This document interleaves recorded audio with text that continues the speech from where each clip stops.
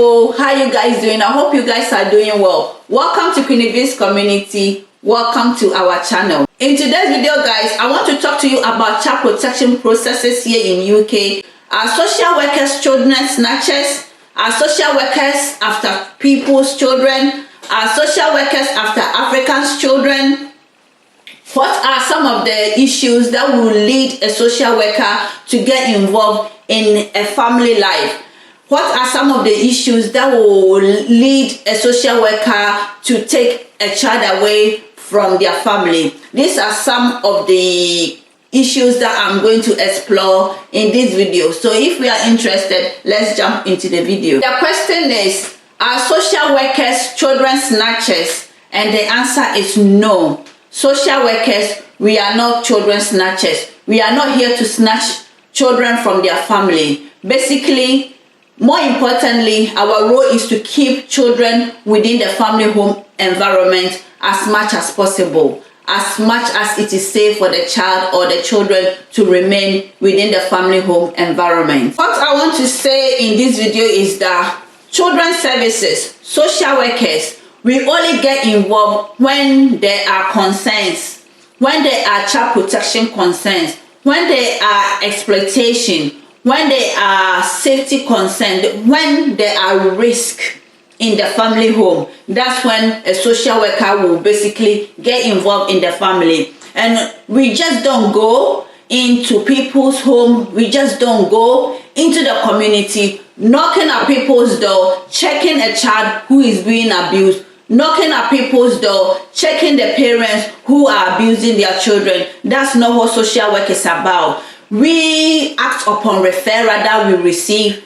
We act upon the concerns that we receive. We act upon the risk that is prominent within the family home. So any social worker that will get involved in a family life means that there has been some sort of concern, some sort of issue, some sort of child protection and safeguarding issues. Hence, a social worker will get involved in the family. So, how do social workers, how do the children's services receive their referral?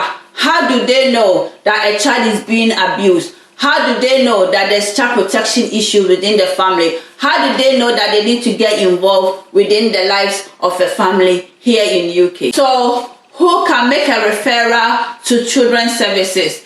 Anybody, basically anyone can make a referral to children's services within the local area where the child is living. If you have concerns about the safety of a child, anyone can make that referral. Children's services will receive referral from the police, teachers, health visitors, nurses, GP, which is the family doctor, hospital doctor, accident and emergency, doctors from accident and emergency. We receive referral from health visitors and neighbors. Your neighbor can also make a referral if there are concerns about the safety of a child in your family home. Your next door neighbor can also make a referral. We can receive a referral from a family member as well. If there are concerns about a child within their family, they can make a referral. Basically, that's how a referral is received.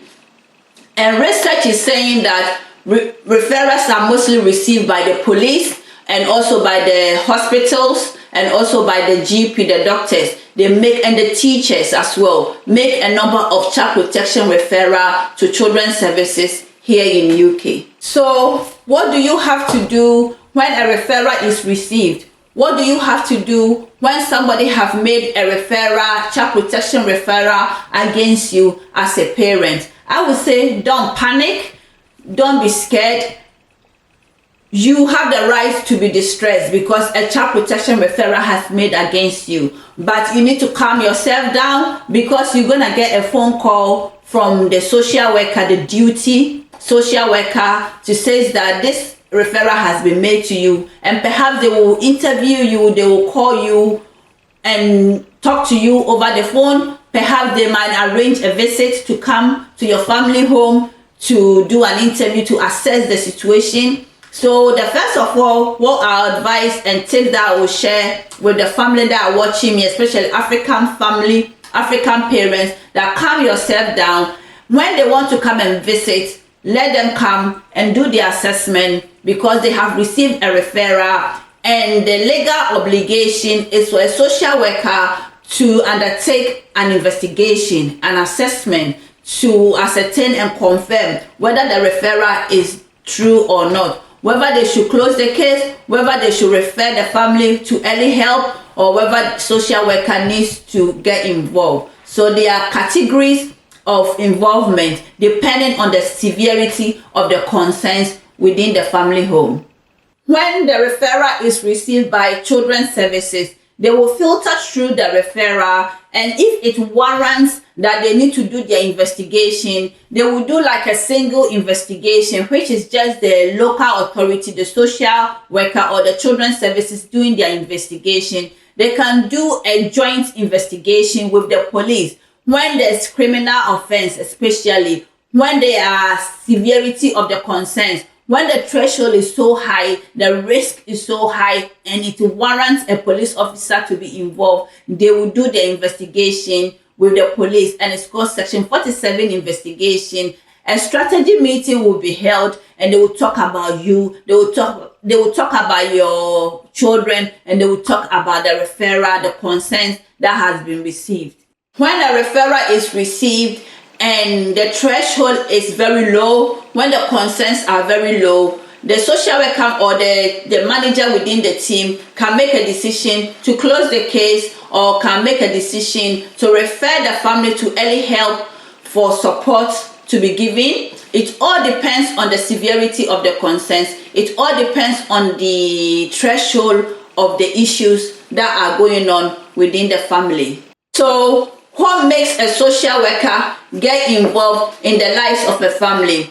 What is significant harm? When we talk about significant harm, what is it all about here in UK? Significant harm is about impairment of a child's development. Anything that a parent or a caregiver would do to a child that will impair their development in terms of their mental health, in terms of their emotional health, in terms of their physical health, in terms of their social health, then a social worker will get involved, because our role is to make sure that children are being protected, children are living their life, their general well-being is being safeguarded within the family home. So the only way that a social worker will get involved is about when a significant harm has happened to a child. Another reason why a social worker will get involved in the lives of a family is not to take children away, but to provide services and support. Some families even call upon social workers to get involved, and a number of occasions social workers provide support and services, advice and guidance to family. So if a social worker is involved in the lives of a family, it doesn't mean that they are coming to take their children away, but it's to provide guidance, to give them the help they need, to signpost them to support and services. That is one of the reasons why a social worker will get involved in the lives of family, to make sure that the family is flourishing, is progressing, is developing well. They are equipped with the skills that they need to take care of the children within the home environment. That is one of the factors that will lead a social worker to get involved in the lives of the family here in UK. There are risks everywhere.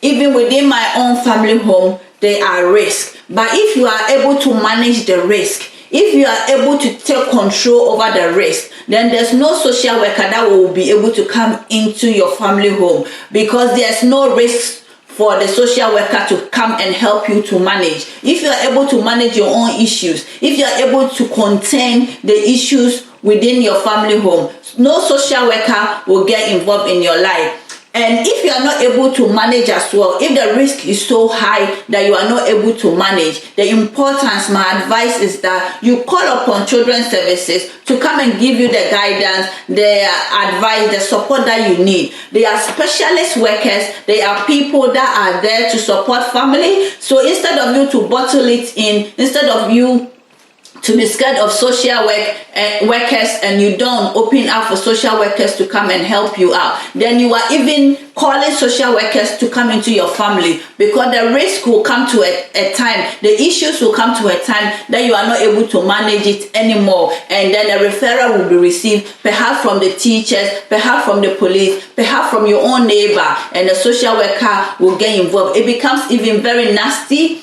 when the risk is so very high and the social worker gets involved. From the onset, if you see that there are concerns, my advice to you is to call upon for help, to call upon for guidance, to call upon for assistance before it becomes too late. There are 4 categories of harm. There are 4 categories of significant harm that will warrant a social worker to get involved in the lives of the family. I will do another video to go into the details of the significant harm, but what I would say is that the 4 categories include physical abuse, physical chastisement, sexual abuse, emotional abuse, neglect. But I will spend time to go into details of this significant harm. I hope I've been insightful about this video. I hope I've been able to answer the questions for you guys. That social workers, we don't just go into the family home taking children away. There has to be a concern. There has to be a risk factor within the family. That is when a social worker will get involved in your family. I'll do another video to talk about what do you have to do when a social worker gets involved in your life.